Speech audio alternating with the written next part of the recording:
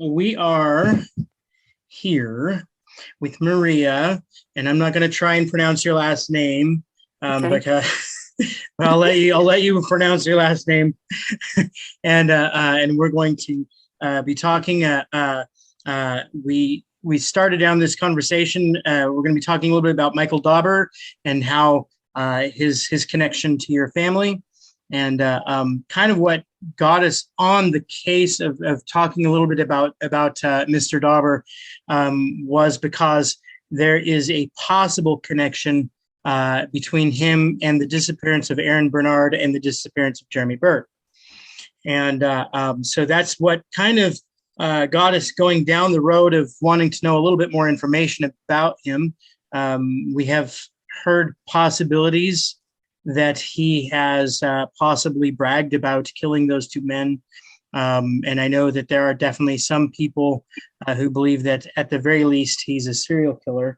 And so we thought that it would be good to kind of explore this road a little bit just to see where it goes. I mean, anytime you hear about possible connections in the case you're investigating, it's good to look into it a little bit. But Maria, let's start off with a little bit about talking about how Micheal Dauber connects to you and your family. Okay. Well, we're from Chicago, Illinois, and Mike and my brother Steve were friends from a young age.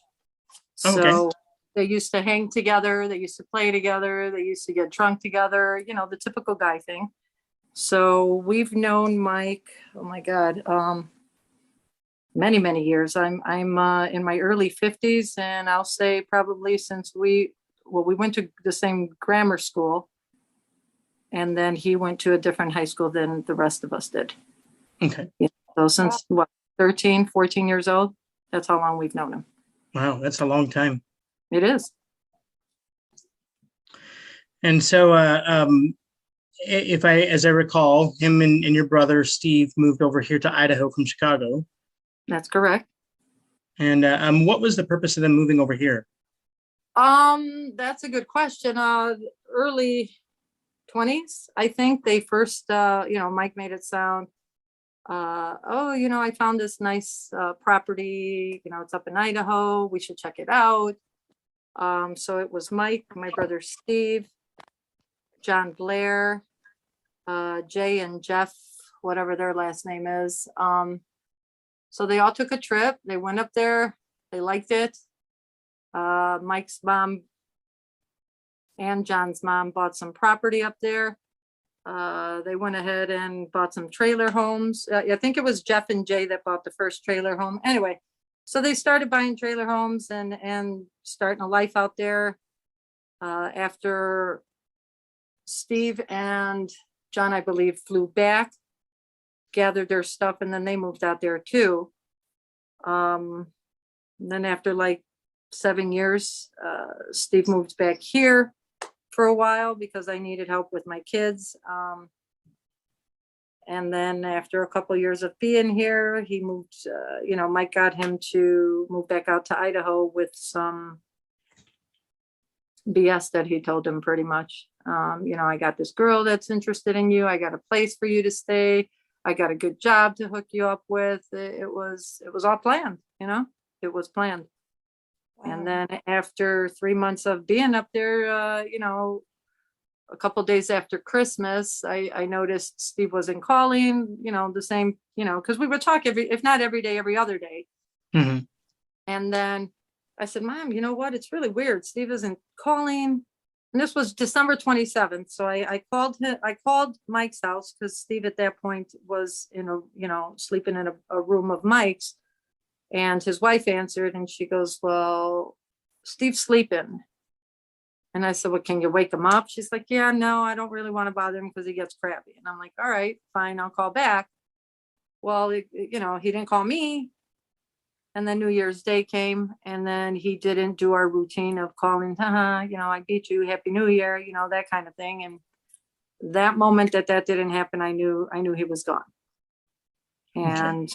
me and my mom flew out there. We started we went to the sheriff's office because I had called and left a message and it was the weekend. And we didn't get obviously you don't get a response over the weekend. And then that Monday morning, I went over there. I said, I want to file a missing persons report. He goes, how do you know he's missing? I said, he's missing. Mm-hmm. And then we got into that whole long spiel, and it was like pulling teeth with no Novocaine, trying to get them to help. It was very difficult. I explained to them that Mike had bragged about doing that to somebody else, and Steve knew about it, and a couple other guys knew about it because Mike had bragged at one point when they were, sitting around. I don't know if they were grilling or drinking, or I don't know, who knows what they were doing. And they're like, well, how do you know that? I said, I'm going to find his name. I couldn't remember his name. I said, I'm going to find his name, and you guys are going to look for him. I said, along with my brother. And then, they did this whole mini investigation. And they said, well, Mike said that he got up and he left and blah, blah, blah. And I'm like, listen, I went up there with my mom, and Mike said that, he got up and left, that this Jeep sort of car came onto his property with 6B plates, which is Idaho City plate numbers. And, he got in a car and left. I said, well, who was driving? This is what I was asking Mike. This was the first day me and my mom had flown out there. And he's like, I don't know. I think it's his ex-girlfriend, Tina, or something that Steve hadn't talked to in about 7-8 years. And she was married. So I'm like, really? So what happened to his stuff? Because Steve had like $10,000 to $15,000 worth of guns and ammo. It took him 4.5 hours to get that onto the U-Haul truck that he drove out there. Just the ammunition and the guns, it took him about 4.5 hours because there was a lot of ammunition. Mm-hmm. Steve liked hunting. He was gathering guns. There were, I guess up in Idaho City, they like to go hunting and shoot and, whatever they do with the guns out there. So I asked him, I said, well, what happened to his toys? Meaning the guns. And he's like, he packed them up in a couple of garbage bags and left. I'm like, are you, packed guns in garbage bags? I got to watch the verbiage. I said, you got to be messing me. And he must have thought I was an idiot or something. And then I said, listen, Mike, you're messing with the wrong person. I'm going to get you. Mm-hmm. He goes, I don't know what you're talking about. You're just making up stuff as you go along. He got up and he walked on he went down to the Hillside Cafe and he was, I don't know what the hell he was saying. He went to the cafe and then he came back all aggravated, and then the car came and picked him up. I'm like, this is making absolutely no sense whatsoever. I said, and then I seen this guy. So Virgil, who was actually the guy that took the feds and the detectives to my brother's remains, and we'll get to that. He was actually pacing back and forth. And I had this really weird vibe. So I said, Mom, let's get in the car and go. She goes, no, I want to ask. I'm like, Mom, get in the car. Let's go. I was getting a really bad vibe off of there. And I said, all right, cool. So we left anyway. So then we went to the police department. That's when they started saying, how do you know he was missing? I said, dude, trust me, he's missing. Mm-hmm. He's missing. We need to open a case. So it took about a week for them to do the investigation and just, I guess they were called interviews. They were interviewing Mike Dauber, his wife, Andresa, however you want to call her. They call her Andy. There was Virgil. There was this young girl named Eden, and there was Paula Coleman. And Paula Coleman was Steve's girlfriend at the time. That sort of, I guess they split up. And Paula had a big part in this whole missing thing. So it went on and on and on. And at that point, I already had gone to Kinko's and did missing person flyers, and I posted them all through Idaho City. And the very next day we went, they were all taken down. Oh yeah, it was crazy. It was a very long and difficult process, but so it took a while. They didn't do anything. So I flew me and my mom back, and then I went out there again about 3-4 months later, and it was just an ongoing battle with Idaho City Sheriff's Office. It was very hard, very difficult to communicate with them. They thought that, Steve was just out there, they believed everything Mike said. Oh, Steve, he was out walking the streets, and it's so weird because just like they did on Ahren Barnard's case, how they said, oh, he's somewhere walking down the streets, he's a drug addict, stuff like that. It's the same exact stuff they were saying about my brother Steve. So why do you suppose you had such trouble with Idaho State Police? Is it just maybe inexperience with murder investigations, or did Michael have friends on the force? Or he had Scott Turner was one of Paula Coleman's ex-boyfriends, I guess, as they were growing up. So he had ties to Paula already. So it was already a conflict of interest there. And then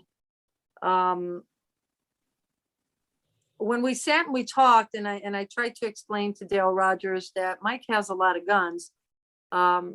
He's like, well, everybody up here has guns. And Scott Turner turned around and he goes to him, he goes, no, this guy's got a lot of guns, meaning Mike Dauber did. He's like, well, what did he do with it? He goes, oh, he just lays them out. And he's got this phobia of the government going after him and blah, blah, blah. And so, Dale just sat there and he just listened to everything I said, but it went on for a very long time. I flew out there after, with my husband at the time, and we did the airplane search, and I had cadaver dogs and none of it. And they weren't even 100% trained cadaver dogs. So that was on my fault. But, they're saying, well, maybe he died of suicide. Maybe he took his life because he was so depressed. That happens up here. I'm like, dude, you don't know what you're talking about. Steve isn't the type to take his life. Steve would rather punch somebody than take his own life. You know what I mean? And it just kept going. We had this blog that was online. It was called Topics. And oh my God, that was a forever blog that just was crucial. They were talking so much slang about, my brother. And some people were saying, oh, I just seen him down on Fairview. He's on meth and he's walking the streets. And I know it's baloney because, I know that's not my brother, and so it kept going. And I got all these emails, I got messages, I would have these phone calls, how everybody tries to get money out of you. First, we had a $10,000 reward. And then after all that, I just said, you know what, nobody deserves this because they're all giving me the runaround. Dale Rogers know Mike? Yes, up there he did. After, I don't know if he knew him personally until I went up there to get involved. But, Idaho City is very small. And Mike Dauber likes to, brown nose the cops up there because he likes to have, he lives right, like literally 100 feet from the sheriff's office. So he has an eye on who comes in and out of Idaho City. And this is going to be a very morbid question maybe, but do you know where it all happened? Yes, I do. Okay. I do. And you know what? I have to tell you, Randy and Misty, don't be scared to ask anything. Because if I can help anyone, even just an inch, I'll be able to do it. I might get emotional here and there, but I need to let people know how I went about it so they can do it. You know what I mean? Because I did this all by myself. Right. Like I never had a person missing. Nobody walks you. There's no book that tells you how to do this. And you never know how many people go missing until you actually have someone missing and you start looking into it. So it happened right above Mike Dauber's house. Okay. So Mike had a U-shaped, he had like an acre and a half of property up there. I don't know if it's 2 acres or 1, I don't know, acre and a half. But there was 3 trailer homes. He had them shaped in a U.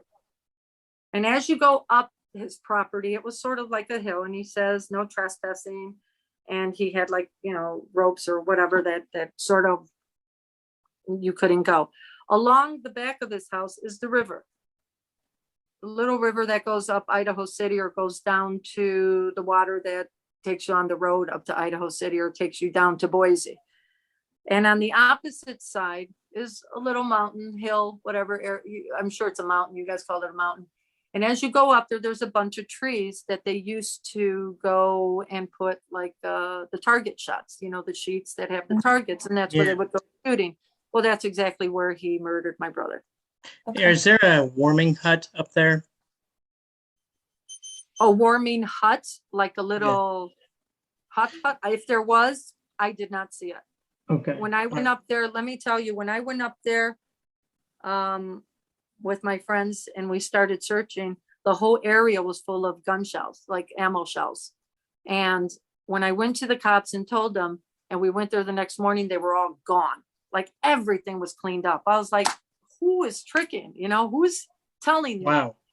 him everything I'm doing? So he had connections in the police station, because anytime I had a lead, something, the next day it was gone.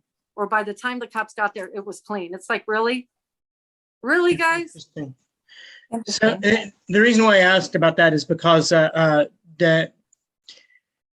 it's for what we've heard, it's nothing more than rumor until there's actual fact behind it, But the rumor that we heard is that it's possible he may have stated that Ahren's body is buried on that property by a warming hut or something like that, and that's why I was asking about that.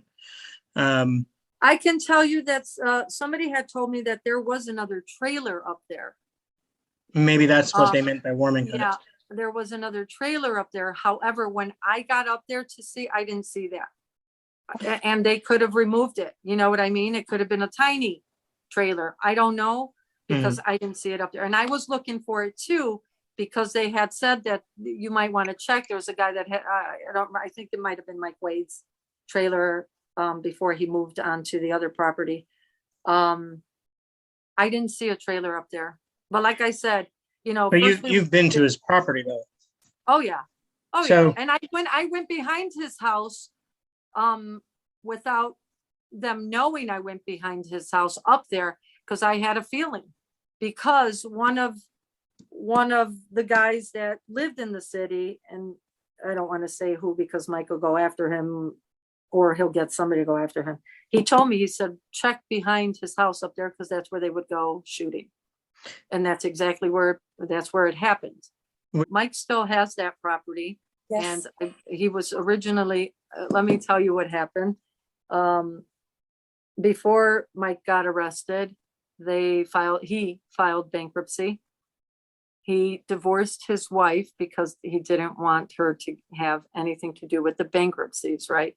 So when the property was going into foreclosure and all that,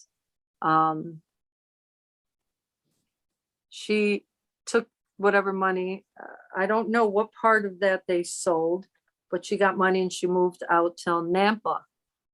And that's when her and John got together. It's such a crazy story. You guys don't have enough time for me to sit and tell you everything. But anyway. Yeah, I believe Mike's son lives there now. Okay. His mom, Andrika, Mike and her got remarried, by the way, in prison, just so you know. Okay. And she has the property up on, I believe it's Gold Street. I believe that's what he lives on, 102 Gold Street or something like that. And he has a trailer that he was renting out to ex-cons.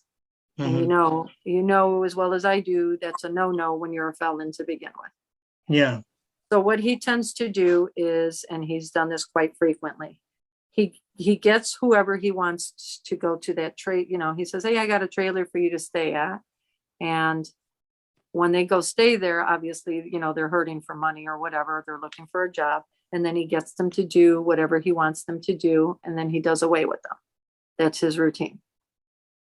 So you believe that he's killed more than just the two? Oh, absolutely. He did. When we were younger, there was,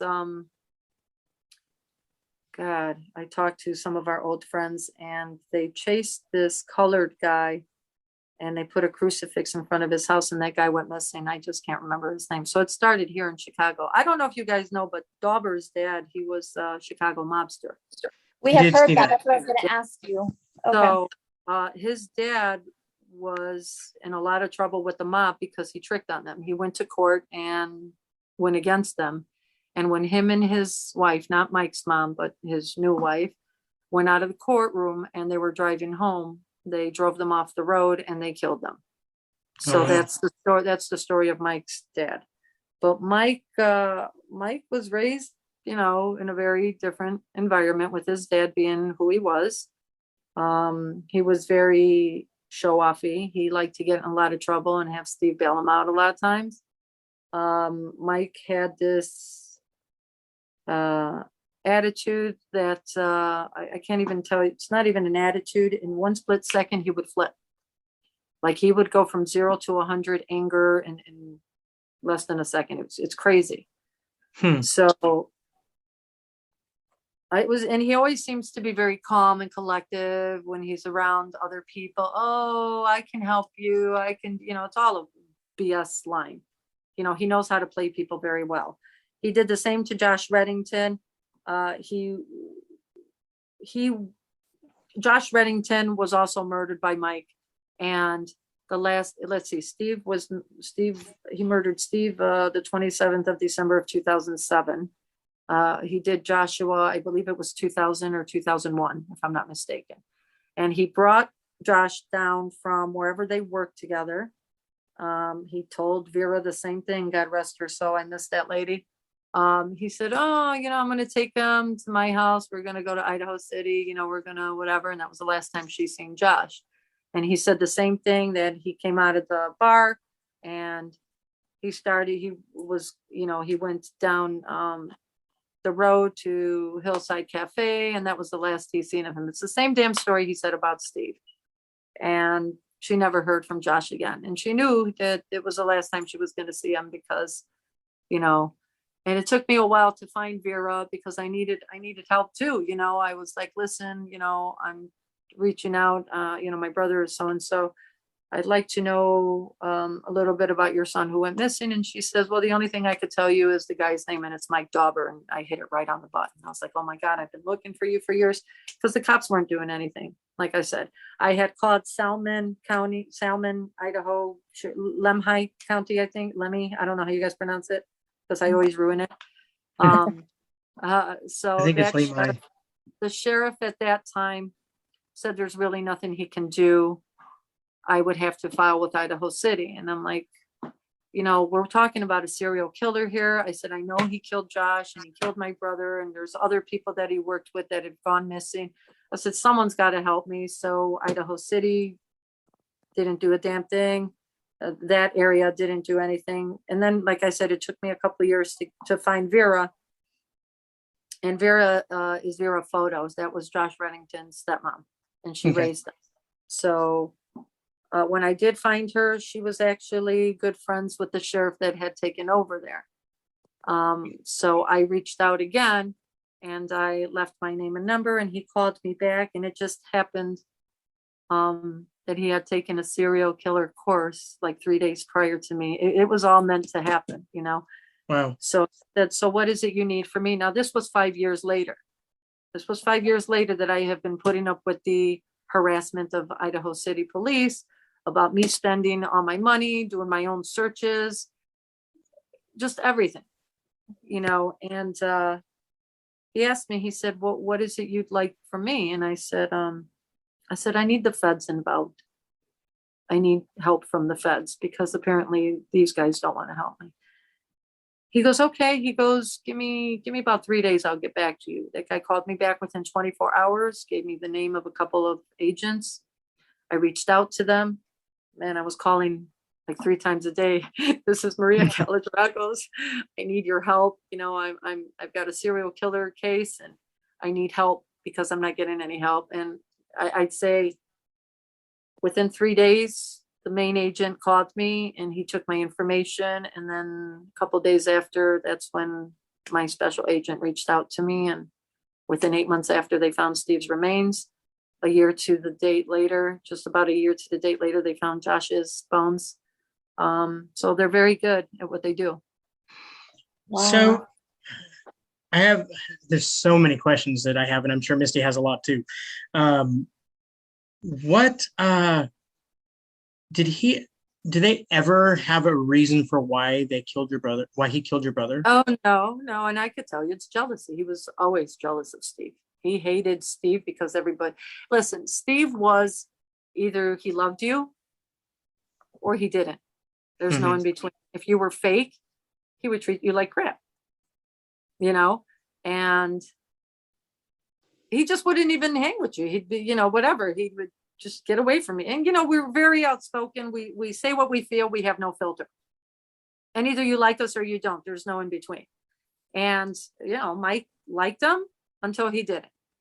But he was always jealous of Steve. Like we were up one time and we were gun shooting with a couple of friends and Steve was at work. We're talking about when Steve first went out there, the first years. And so I had nothing to do. So I went with these guys and I put my hat on because me and Steve resemble a lot. And I said, hey, look who I look like. And this girl that was there, she goes, yeah, you look just like your brother. And Mike turned around and like the devil came out. Don't ever effing say that. You don't look nothing like him. And I looked at him. I'm like, what the hell is your problem? I'm like, dude, he's my brother. I'm happy that I look like him. You know what I mean? And that's the first time I had ever seen his craziness, like super bad. Like it freaked me out. I'm like, I told my brother, I'm like, what the hell is his problem? Why did he jump on me like that? He goes, don't even pay attention to him. He's a moron, whatever.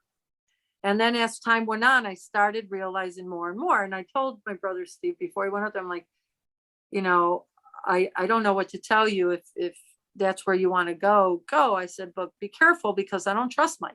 I got this weird feeling and you already know what he did before. And you see what, how he was when we were growing up. I said, he's different. I said, just keep an eye. He goes, yeah, I got this. I got this. And he didn't have it. He didn't have it, unfortunately. So, and go ahead, Misty. You had to wait how many years between, was it 5 years between the whole thing? When Idaho City cops took over as to the feds, 5 years. 5 years. 5 years of me being downgraded, being called a snippy bee, because Dale hates me and I don't care. He thinks I'm a cocky woman. He thinks that I am different and I am. I'm proud of it. I got what I wanted. And not by his help at all. I begged and pleaded with him and that entire sheriff's office department, whatever you want to call it. Scott Turner attempted to help and sort of twisted on me because he couldn't get back up from Dale or the main sheriff that was there at the time. They're horrible at their work. They don't want to do a damn thing. That is where the people who want to retire go because they think it is a very laid back, lazy job where they could just continue getting paid until they retire. And that's exactly what Dale did. Yeah, I could see that because Idaho City is so small. Yeah. And everybody knows everybody. But what a better place to hide A dead body. Yeah. Yeah. You can say it, Misty. You can say it, honey. It's the absolute truth because that's what happens. And whoever has gone missing with Mike, there was a couple of when he worked up at the lumber place up in, oh my God, is it close to Seattle, Washington, close to the Washington border? I don't remember because Steve worked there for a very little time. He left because he was, Steve said, this job could kill you. He goes, I'm not up for this. And that's when he came home. And then Mike got pissed off at that point because Steve left all his belongings and he had to store Steve's stuff. And he'll tell you that, he'll say, he mentioned that to the cops too, that Steve did that before. Like Steve did that one time and then he ended up going back and Mike ended up taking half his stuff anyway. So tell him to shut up. But, so there's 2 guys that are missing from that job that the cops cannot get any information that worked with Mike. That was in Lewiston, you think? I believe so. Yeah, I believe it's Lewiston. So that's the 2 guys that nobody speaks up or whoever knows. Whoever probably knows is gone. And that's why there's so many people missing because they probably either Mike told them or they helped Mike. Because how Mike works is he'll ask for your help to do something. You won't know what it is until you're in the middle of it. And then he'll tell you, if you say a word, I'm going to do to you what I did to him. Because that's exactly what he did with my brother. Because he got Virgil to supposedly put firewood on the truck to take to Michael Wade, who lived on a governor's property, who was renting the governor's property at the time. And that's where he buried Steve. And he had dismembered Steve, and he had Steve in plastic garbage bags. And Virgil started throwing my brother's remains, and one of the bags happened to open, and he noticed it was Steve's corpse. So he said, dude, I don't want anything to do with this. And Mike is like, you better shut up, because I'll do to you what I did to him. So Virgil was living under Mike's power for many years until he nearly got busted. Well, he did get busted because Eden, who was his girlfriend at the time, was 15 years old. Oh, wow. Yeah. And supposedly he didn't know about it. So it was either he helped with the case or he was going to prison for rape. Got it. And that's how he opened up and showed them where Steve's remains were. Yeah. So Virgil, let me tell you how Virgil was. Virgil was under Mike's harassing after he did that, because he tried to leave and Mike wouldn't let him. And then Virgil actually got up and moved with his girlfriend because I think she was pregnant or whatever. And he didn't tell Mike where he lived, but Mike found him and went to his house and threatened him. Oh, I'm just checking up on you to see how you're doing, making sure you don't open your mouth and stuff. And Virgil's like, I ain't got nothing to say to you. You know, so he said it was very scary because everywhere he went, Mike would find him. I said, well, Mike has connections. So yeah, it's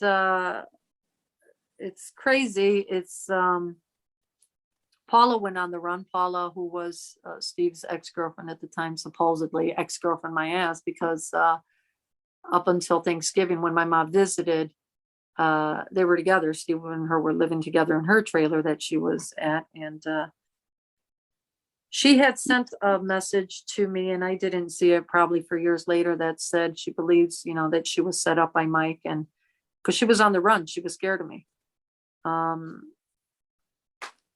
You know, I found my brother's shoes in her garbage can. All my brother's belongings were there, you know, and she happened to be Mike's babysitter at the time. Her and Steve were sitting together, and they would tell me how Mike would flip out. Mike had these episodes of rage, and she was scared of him too.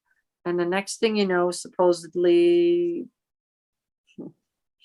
her and Steve got into a fight, and she went and asked Mike for help. And that's when him and Mike supposedly got into the argument, and then Steve got up and left. That was the story. The original baloney story I have.